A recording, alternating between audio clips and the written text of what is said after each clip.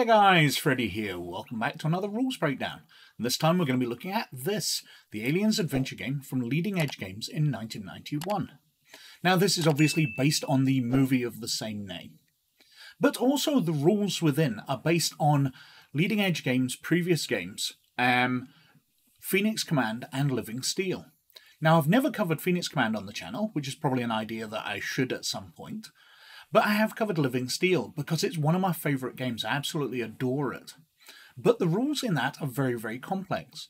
But fortunately, the rules in Aliens Adventure Game is supposedly a simplified version. So we'll see how simplified as we go through. Now, as usual, I'll want a sample character, and they've fortunately printed this one for Hudson out of the Aliens movie. So we're using his character sheet when we test out dice rolls, and we'll see how that goes. But anyway, let's have a look at the rules of the Aliens adventure game. So, skills. Well, they're dealt with here on page 21. Now, you've got various skill ratings. These are named from unskilled, which you have no skill at all, but the ones that are documented are novice, certified, professional, expert, master, and grandmaster. And you're applying these to target numbers.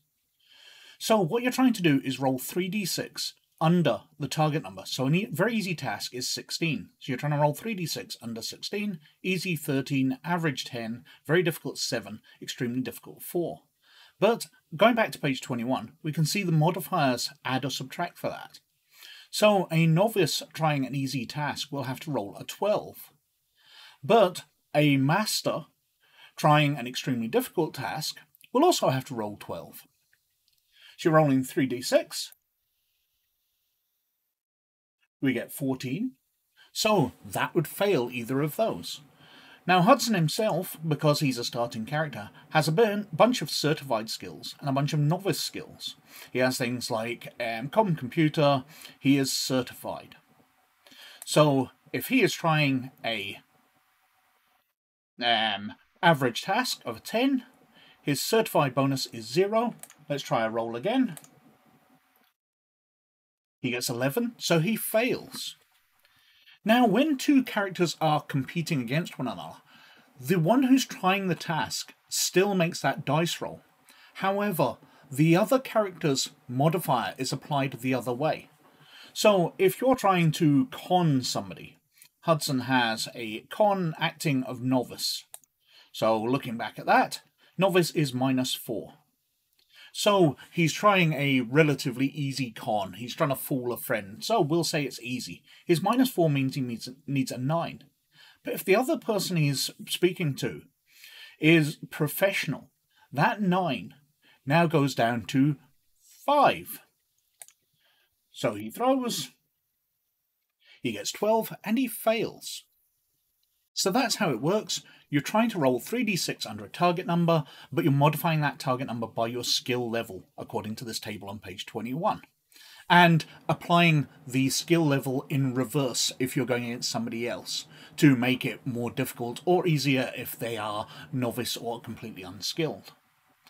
It's also worth bearing in mind, if we go on to page 24, we can see that if you're handling equipment, like using a power loader or driving a vehicle, and you fail, then there's the chance of damaging the vehicle, superficial damage if you get like a roll by 3, or even injuring people if you fail the dice roll by more than that. And so initiative. Well, on page 116 it explains that the game is set in phases, which are 2 seconds long. But in each phase, every character can do a number of actions based on their combat actions. So if we look at Hudson, we can see that his combat actions is 6, so he gets to do 6 combat actions each phase. What does that actually mean? Well, it tells us the action timetable for F tells us more about it. So for F we've got here, we can see that moving forward 6 feet when you're in running stance takes 1 combat action. If you're in a low crouch, it takes 2. On your hands and knees, it takes 3 combat actions to move forward 6 feet. To assume a firing stance takes 2. To reload a weapon takes 8. Climbing through a window takes 6. But what does that actually mean for combat? Because there's nothing there for attacking. Well, if we go back a couple of tables to the infantry weapons table for A, we can see things like the pistol has an aim time of 1 combat action, but if you only use 1 action, then you get a -8 to hit with it. If you use 2, it's a -1, 3, 0. If you use 4, you get a +1, up to 6, you get a +3.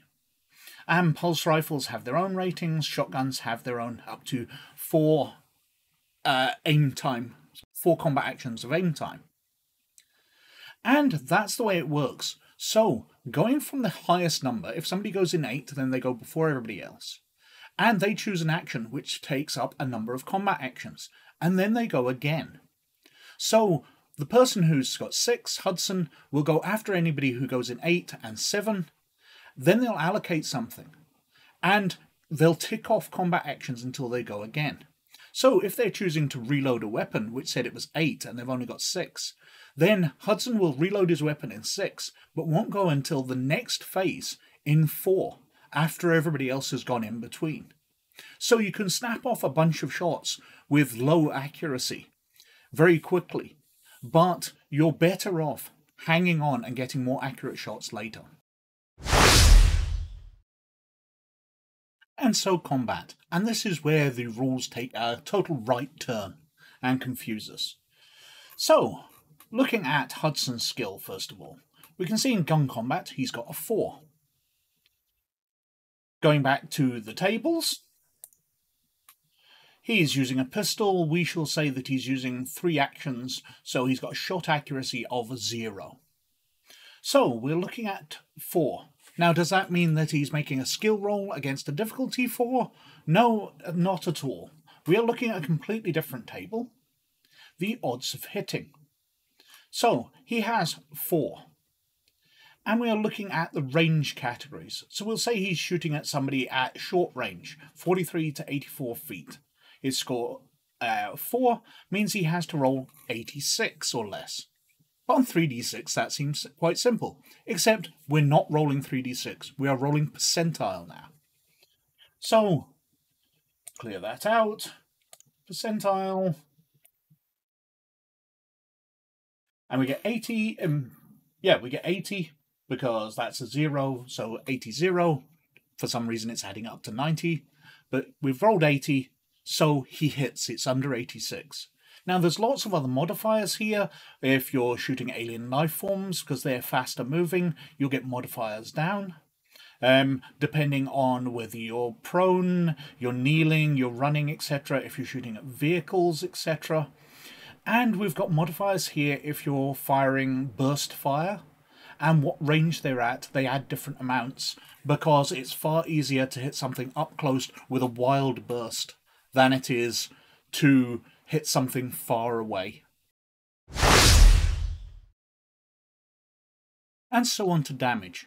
Now this is where the game does not look simplified at all, but I promise you we'll come to that part. Now on page 121 we've got resolving damage. But basically we are dealing with the hit location and damage table 6A. So first of all we need to decide where we got hit. And there's 2 different things. If you're firing around a corner, obviously you can only get hit in the head or arm, because the rest of your body's around the corner. Otherwise, you are in the open, and any part of your body can get hit. So let's roll. And we've got 66. So 66 works out in the thigh. It seems to gravitate towards the lower body far more easily. So if we're just hitting someone, we're hitting them in the thigh. Now we are working out what kind of weapon we're using. Well, we decided he was using a pistol. But we also need to look at what the person that's being shot is wearing, whether they've got any armour. Because generally this gives a bonus, unless you're wearing extremely heavy armour. So a soldier will be wearing combat fatigues, which does a +6 to the dice roll. So this time we are just rolling 1d10.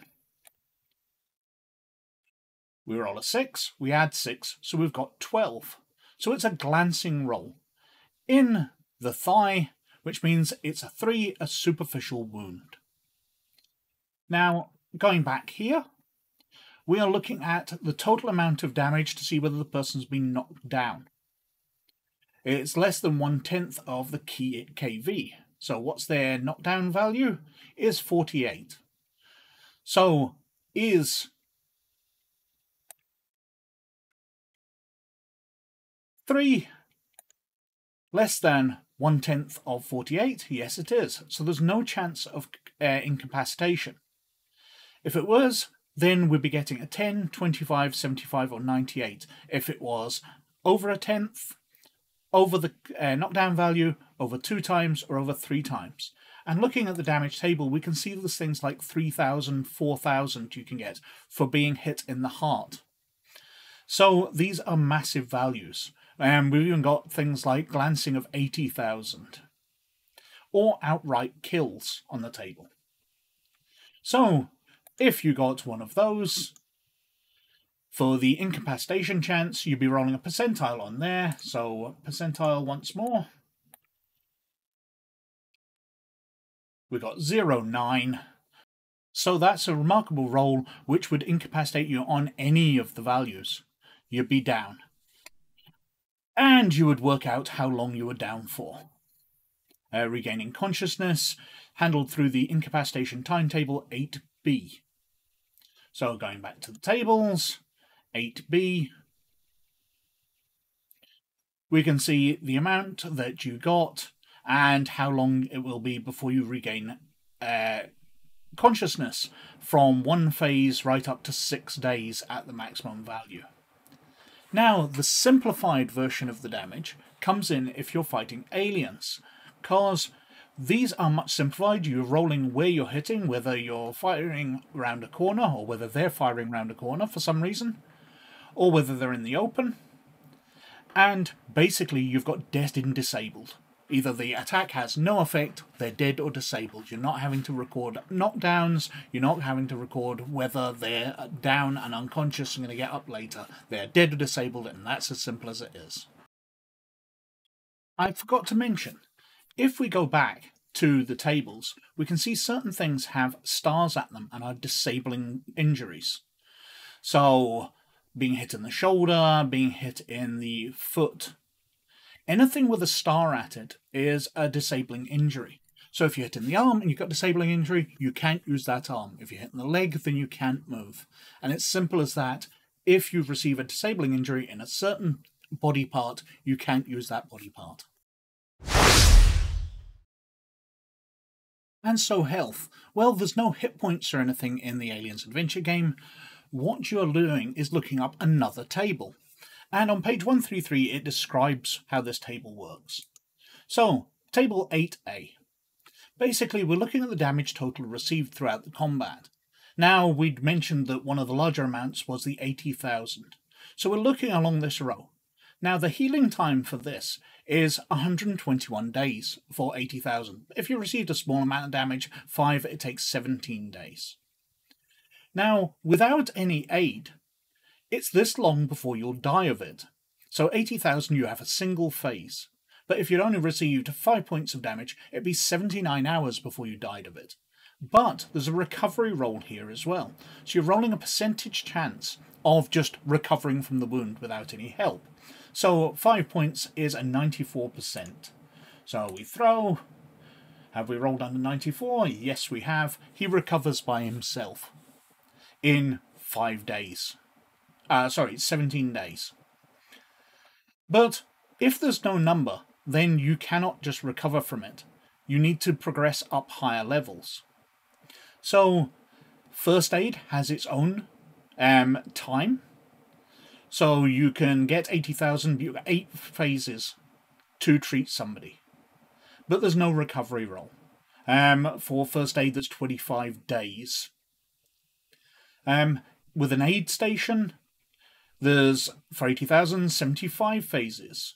For a field hospital, 13 minutes. For a trauma centre, there's 52 minutes, even for the 80,000. But the only rolls you make are the recovery rolls. And from the massive amounts of damage, there's no way of recovering. Even with 80,000, only if you're taken to a major world within the 52 minutes, do you stand a chance of rolling 00 and recovering. But it's got the amount of time you take to recover, it's got how long you've got to be treated before you die, and you've got the recovery rolls which you need to make to actually recover and survive those wounds. And so advancement. Well, advancement in the Aliens adventure game is dealt with through learning rolls, but you only get a limited amount of learning rolls. These are dealt with on page 38 and the following pages. First of all, you get one learning roll per year you're in the job. So every year your character's a Marine, they get a learning roll, and they can choose one skill, make an attempt to advance it, and it will increase by one level if they succeed. Otherwise, you've got training and on-the-job training, where you can get taught how to do something and move up levels. Now, it points out the on-the-job training can only take you up to certain levels, because you cannot become an absolute expert at something just by being shown how to do something. You need to do some proper training and learn how to do it through actual action or through in the class training. And finally, we've got experience. Now, these are when you do something with a skill which is remarkable. So, you fight off a bunch of aliens, or defeat an alien queen single-handedly, or you defeat 100 armed opponents. Then, the Games Master is going to allow you a learning roll. Now, what a learning roll is, depends on the level you're going to. At the very basic levels, you're making a single learning roll.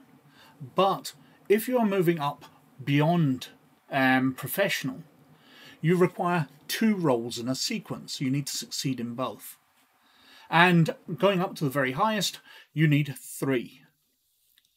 Now, looking at our character sheet, we can see that he is a professional with his gun combat. So if he fights off an alien queen and gets a learning roll, he now needs to make 2 learning rolls in a sequence to take that up to expert. And those learning rolls would be against a 19. So he's rolling percentile against 19. We get an 11. Now all he needs to do is that again. And we get a 92. So he fails, so he doesn't increase his skill. If he'd been trying something at a lower level, he'd have succeeded and it would increase by 1 level. So he'd been trying to spend his yearly 1 on increasing his computer from certified to professional. That would only required 1 roll, and he was succeeded there and his skill would have increased. But that's how it works. You either are going for a full year in service and you just choose something to increase, you receive training in it, or you do something remarkable with that skill in gameplay and the Games Master decides to allow you a learning roll for that. So that's the Alien Adventure game. Now, I don't think those rules are very simplified from Living Steel at all. They remind me very much of those rules, and I don't see any simplifications, except in fighting aliens. The aliens' damage tables are much simplified, but that's only really helping the Games Master out. The players are still having to go through multiple tables of rolling on this table, choosing from this table, etc., before they get to how much damage they've received. But anyway, it's a fun game, it's showing its age, and it's showing the fact that it was written by NASA rocket scientists by being over-complex. And anyway, I've been watering on for quite long enough, so thank you very much for watching. But as always, most of all, you look after yourselves, and I'll catch you later. Bye now.